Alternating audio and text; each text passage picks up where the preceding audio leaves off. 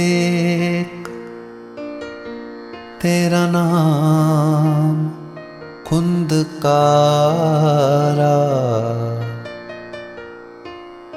मैं गरीब मैं मस्कीन, तेरा नाम है आधारा।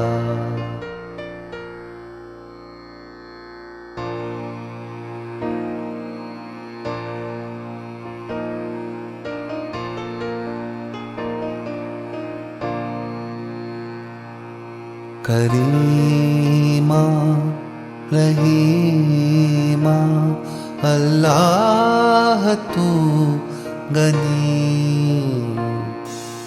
हाज़रा हजूर दरपेश तू मनी।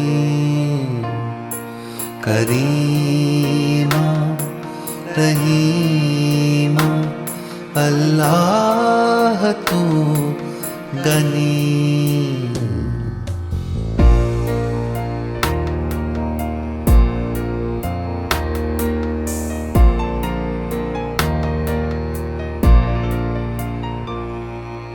दरियाओ तू दिहंद तू दिसयार तू धनी,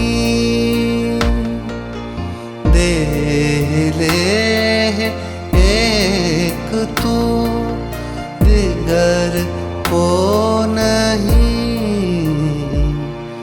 करीमा रहीमा अल्लाह तू गनी, हाज़रा हजूर दरपेश तू मनी।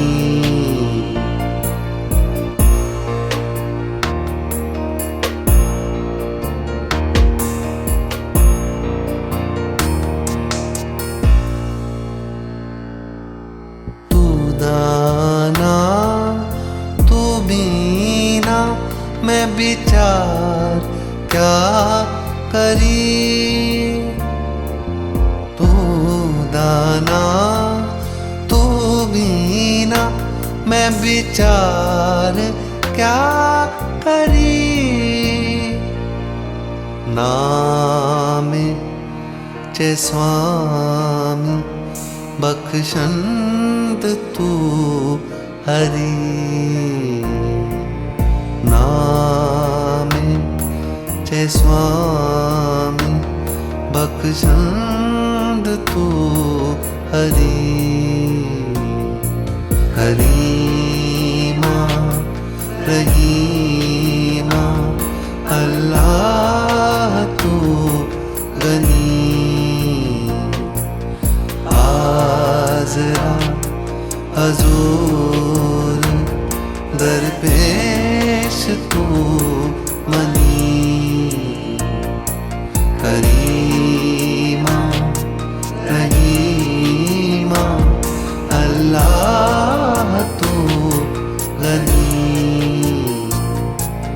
हाज़रा हजूर दरपेश तू मनी। करीमा रहीमा अल्लाह तो Ghani.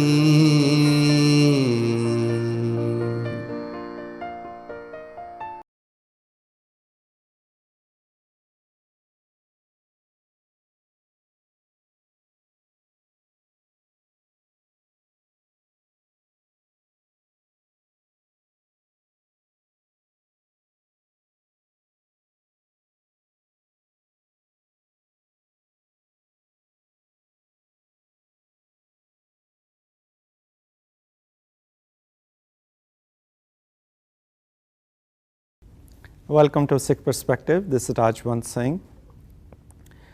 When Guru Nanak Dev Ji, the founder of Sikh faith, went to Baghdad and he lived there for 1 month, and he had a dialogue with some of the very esteemed spiritual personalities of Islamic world at that time. And he lived there for 1 month, and there's one Gurdwara in his memory in Baghdad. So there's a very interesting dialogue which is recorded by Bhai Gurdas, and one of the Sikh historians and theologian. And this beautiful hymn, he describes what dialogue took place. He says, Baba aakhe hajiyan, shubh amla bajon dono roi, ਪੁੱਛਣ ਖੋਲ ਕਿਤਾਬ ਨੂੰ ਹਿੰਦੂ ਵੱਡਾ ਕਿ ਮੁਸਲਮਾਨ ਹੋਈ ਬਾਬਾ ਆਖੇ ਹਾਜੀਆਂ ਸ਼ੁਭ ਅਮਲਾਂ ਬਾਝੋਂ ਦੋਨੋਂ ਰੋਈ. He says when Guru Nanak Dev Ji went to Baghdad, he had a little book. And people asked with curiosity, he says, please open your book and tell us your wisdom. Give us a sort of a judgment. Who is more superior, are Hindus or the Muslims? And the answer given by Guru Nanak Dev Ji is very well recorded, and it opens eyes of anyone. Doesn't matter whether they belong to Hindu faith or Islamic faith, Muslim faith or Sikh faith or Christians. The answer applies to all. Guru Nanak Dev Ji says it does not matter what label you have, who you belong to, which religion you profess. He says what matters is your actions, your deeds, what you do. It's not what you claim to believe in, it's what you do and how you implement those teachings in your daily life. He says, Shubh amla bajon dono roi. He said at the end, without inspired actions in your life, without feeling the sense of responsibility and sense of connection with Vaheguru and God, at the end, everyone will cry. It does not matter which religion you belong to. So this is the wisdom of Guru Nanak Dev Ji. He continues with the same thought. He says, Amal kar tarti, Bij shabdo kar, Sach ki aab nit deh pani. He says, your action are the soil. But what kind of seed will you put in this soil where the life where you're active, but what kind of seed which will flourish in this field of action? He says, Bij Shabdokar.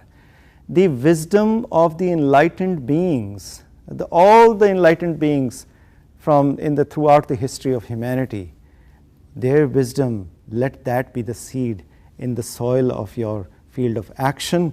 He says, Sach ki aab nit de pani. Your awareness of the true reality, a continued being aware of God's presence in your life and everywhere. He says that is the water which will make this seed of inspired wisdom, and it will inspire your life and you will take the right action in your life. He says without that, your life is meaningless. So this is Guru Nanak Dev Ji. And let's hear what Farid Ji, a 12th century poet who was born in Pakistan but whose hymns are included in the Sikh scriptures in Guru Granth Sahib, he says, Farida, vek kapahe je thiya, je sir thiya tilahe. He says, look at the fate of these items, then he lists them. He says, first he says kapah, which is cotton, and he says sesame seeds, and he says kamade ar kagde kunne kohila hai, mande amal karendiyan e sajaye tinahe. He says, without the right action, just see what will be the fate of your life. Look at the cotton, how it's peeled and it goes through a pressing process. Same thing with sesame seeds, same thing with how paper is produced. He says ultimately your life will be pressed and it will be so much full of anxiety that you will go through these very challenging times. He says, why don't you understand that without good action, you will have to see the fate, you will have to see the consequence of your actions. So it's the action which is important, not what you claim that you believe in. So this is the wisdom of Guru Nanak Dev Ji, Farid Sahib, And once you have inspired action, he says, God waits for your elevation to his level. So may Vaheguru bless us all. If you have any question, please reach out to ggsfusa@aol.com. Thank you.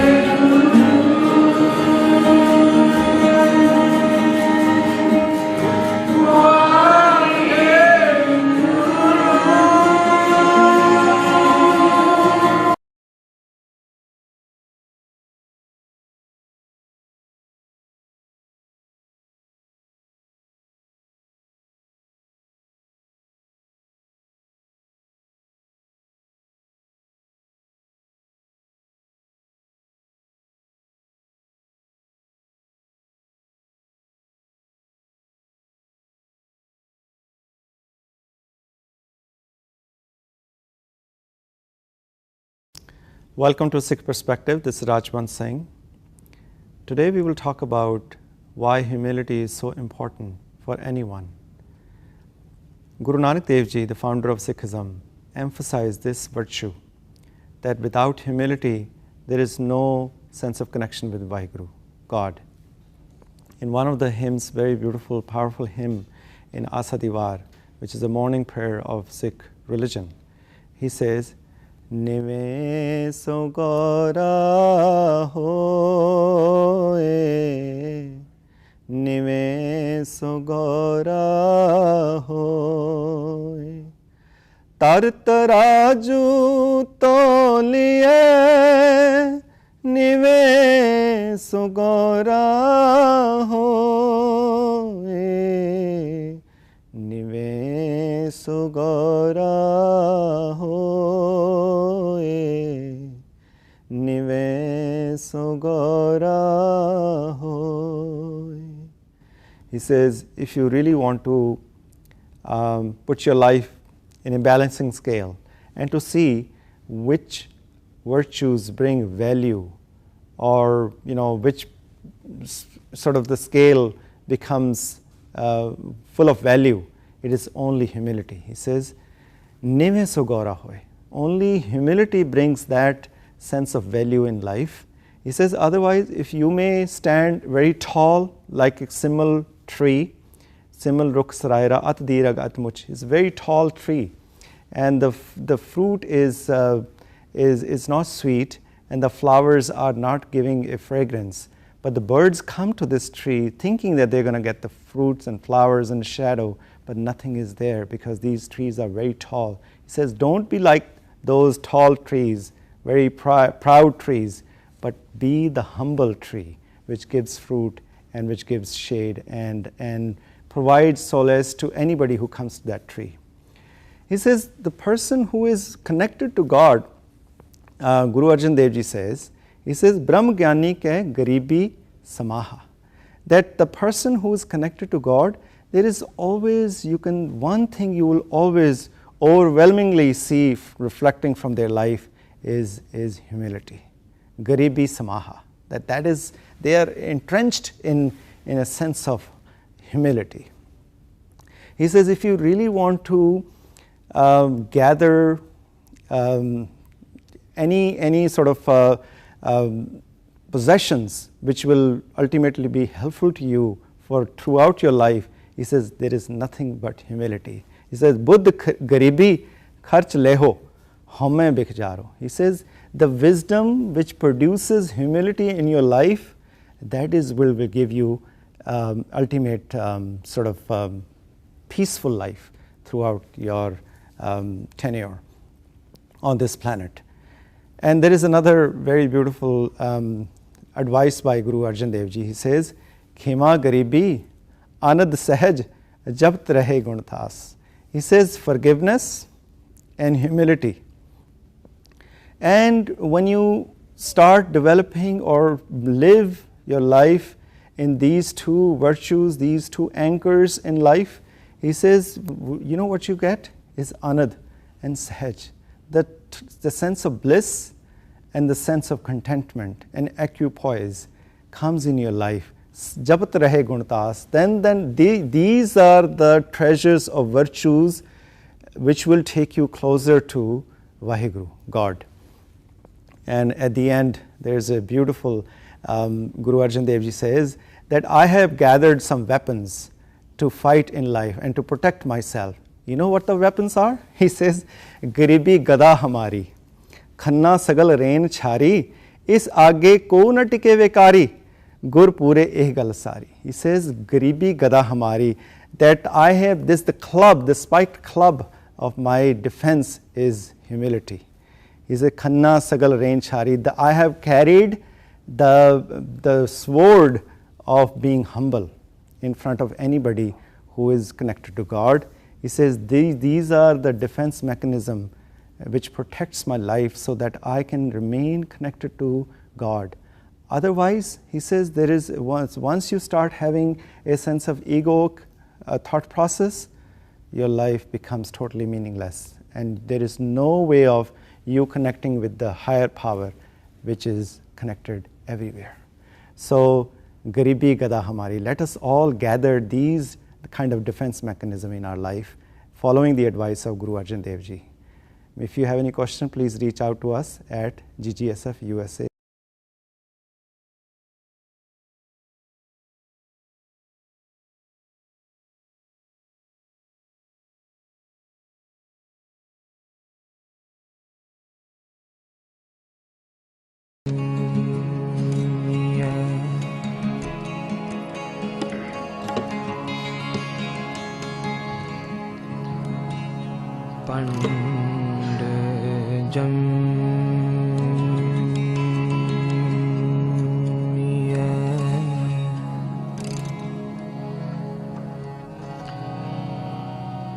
Pand nimiya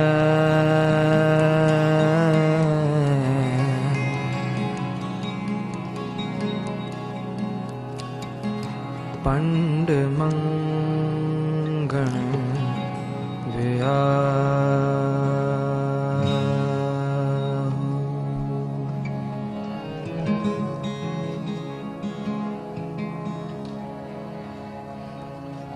Pand jam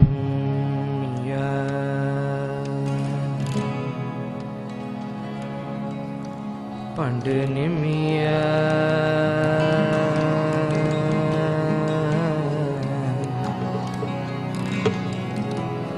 Pand mangan vya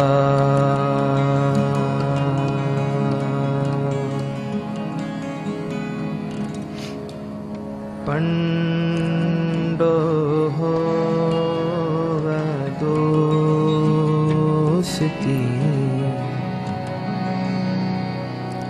Pando challera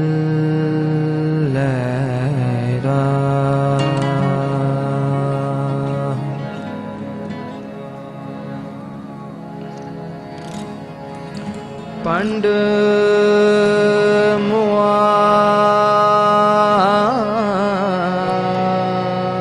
Pand paliya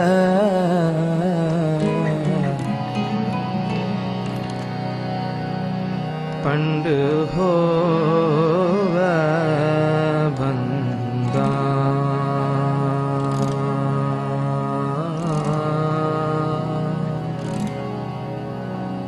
Pand hova banda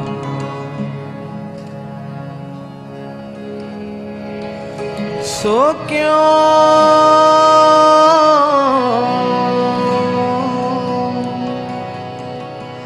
Manda khiya Jit jamme raja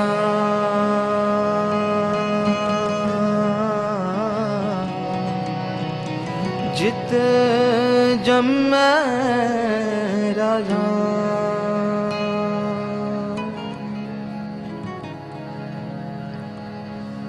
Pando hi pand upja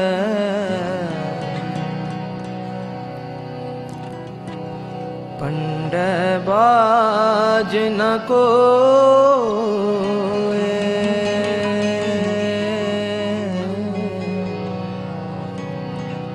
Nanak pand bahara eko sacha so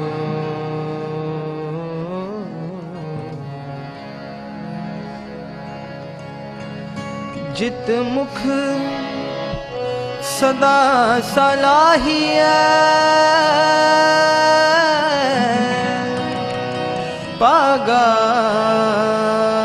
Pagarti cha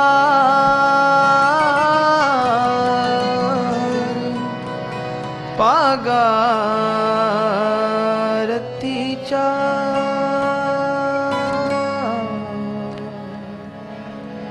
Nanak te mukh ujle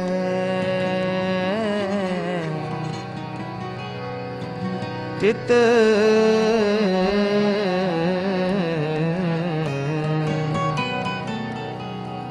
ਸੱਚਾ ਦਰਬਾਰ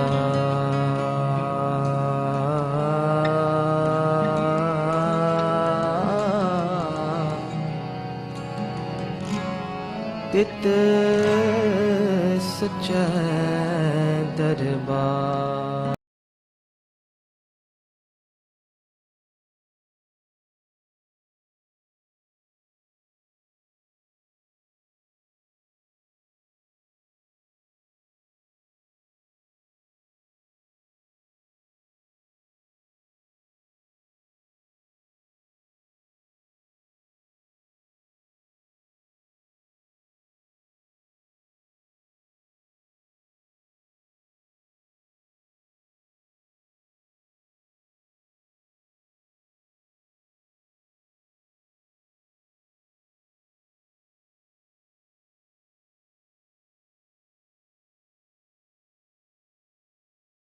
Yogis and the Swamijis means they'll have long hair and beard and I mean, is there any rationale behind it or?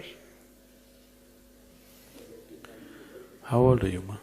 I'm 42. Okay. Even at this age, you did not realize this. It's not just yogis. Every man has a beard. It doesn't grow just on yogis, it grows on all men. No. And women also. In another 4 years, it'll be growing on you also to some extent. Yes? No, but I mean, yeah, I'll come to it. I'm just joking. Now, it grows in all men, but most of the men removed it. So you must ask them, not me.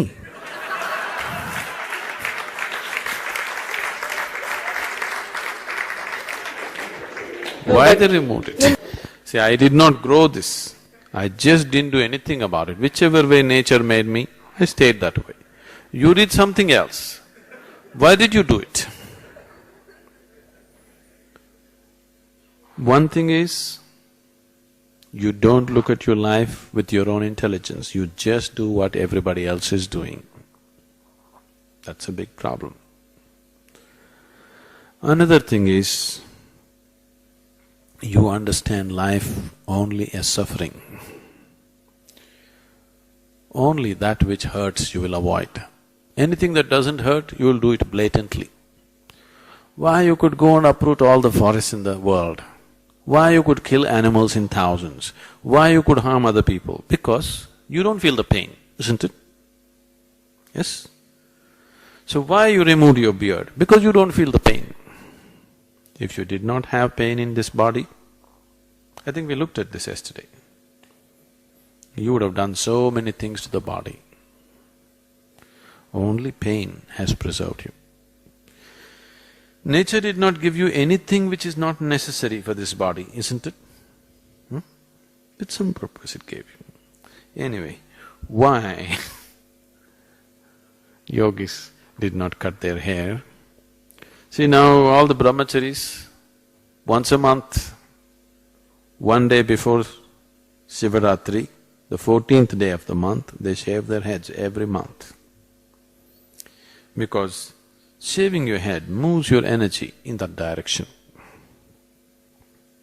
You might have known some women who have never shaved their heads, suddenly they went to some temple or somewhere and shaved their head and they lost their mental balance. Have you heard such things?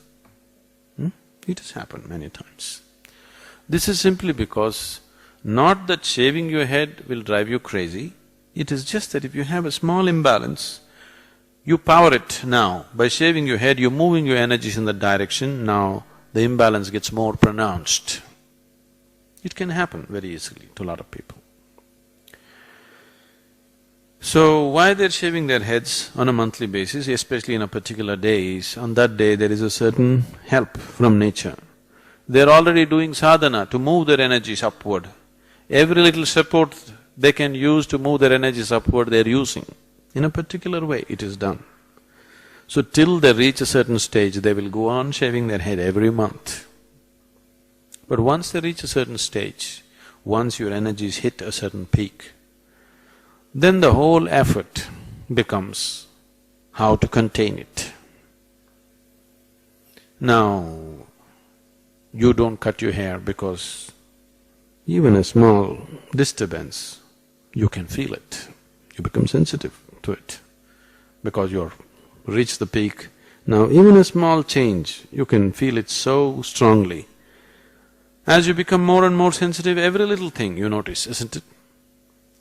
So, now you don't cut. It also preserves certain things within you. It helps.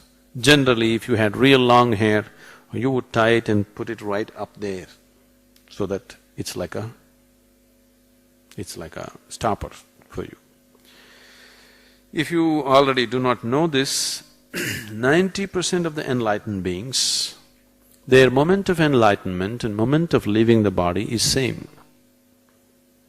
When they reach the peak, when they realize, they also leave. They don't retain the body. Only those people who have certain mastery over the life process, who know the tricks of the body, only such a person can retain the body. Otherwise, moment of enlightenment and moment of leaving the body is always same.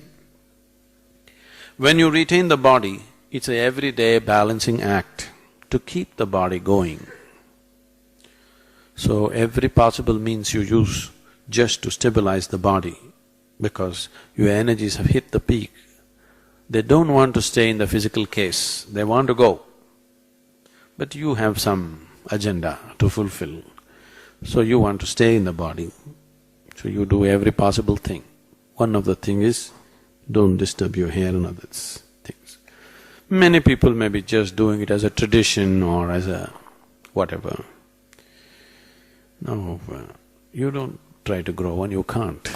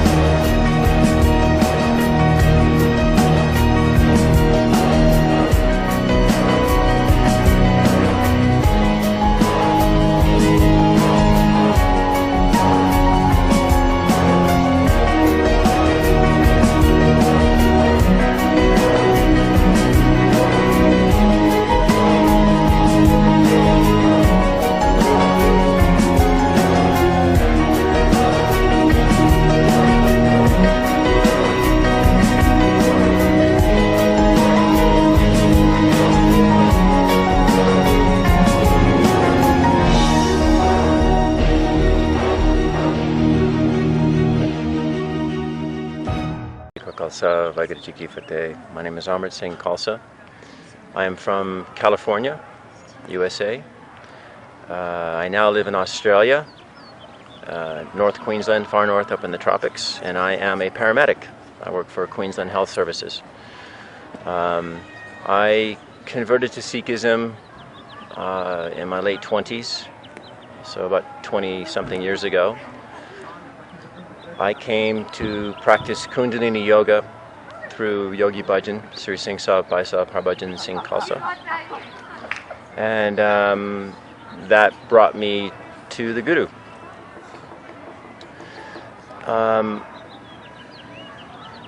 Definitely wearing a beard and a turban has changed my life in many ways, both expected and unexpected. And but although it can seem to be a disadvantage at some times, overall the gains and the benefits have far outweighed the negative. And I would urge any of those listening to this that don't let that discourage you for the negative things.